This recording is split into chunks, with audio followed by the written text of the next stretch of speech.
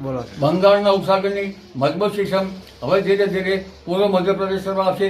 મધ્યપ્રદેશના ભાગોમાં ભારેથી ભારે વરસાદ થવાની શક્યતા રહેશે.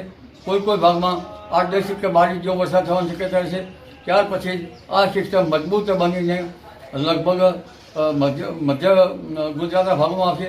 મધ્ય ગુજરાતના કેટલાક ભાગમાં ભારેથી ભારે વરસાદ થવાની શક્યતા રહેશે. અમદાવાદ, ગાંધીનગરમાં પણ ભારે વરસાદ થવાની શક્યતા રહેશે. કોઈ ભાગમાં ભારે વરસાદ ઝાપટા પડવાની શક્યતા રહેશે. આ ઉપરાંત સાબરકાંઠાના ભાગોમાં પણ ભારે વરસાદ થવાની શક્યતા રહેશે. મહેસાણાના કેટલાક ભાગોમાં ભારે વરસાદ થવાની શક્યતા રહેશે. સિસ્ટમ ધીરે ધીરે આગળ વધશે એટલે લગભગ નવસારી, સુરતના ભાગોમાં પણ ભારે વરસાદ થવાની શક્યતા રહેશે. દક્ષિણ સૌરાષ્ટ્રના કેટલાક ભાગોમાં પણ ભારે વરસાદ ઝાપટા પડવાની શક્યતા રહેશે.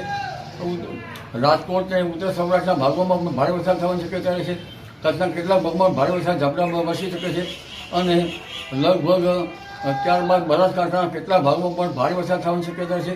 અરવલ્લીના કેટલાક ભાગમાં ભારેથી ભારે વરસાદ થવાની શક્યતા રહેશે. આ સિસ્ટમ જેમ જેમ આગળ વધતી જશે તેમ તેમ ભારે વરસાદ થવાની શક્યતા રહેશે અને ધીરે ધીરે આ સિસ્ટમ ઉત્તર ભારત તરફ જવાની શક્યતા રહેશે અને મોન્સૂન ધરી જ્યારે ઉપર તરફ જવાની શક્યતા રહેશે. તારીખ 7 થી 10 ઓગસ્ટમાં પણ સારો વરસાદ થવાની શક્યતા રહેશે અને ઓગસ્ટના વરસાદ થોડો બ્રેક આવવાની શક્યતા રહેશે, પરંતુ ત્યારબાદ ઓગસ્ટમાં પણ સારો વરસાદ થવાની શક્યતા રહેશે.